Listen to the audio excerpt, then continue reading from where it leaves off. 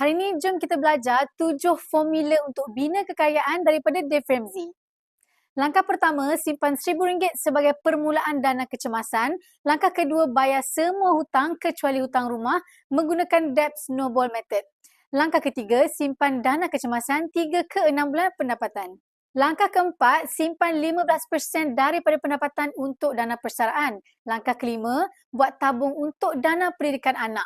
Keenam, selesaikan baki pinjaman perumahan. Dan ketujuh, bina kekayaan dan beri sumbangan kepada masyarakat. Jadi, apa yang kita boleh buat dengan formula ni? Pertama sekali, nilai keadaan kewangan kita berada di tahap yang mana dan cuba untuk naik kepada tahap yang lebih tinggi. Sebagai contoh, jika anda berada di tahap 3, di mana simpanan kecemasan anda masih lagi belum cukup 3 bulan gaji, bermaksud anda perlu bekerja keras supaya anda ada simpanan 3 bulan gaji secepat mungkin.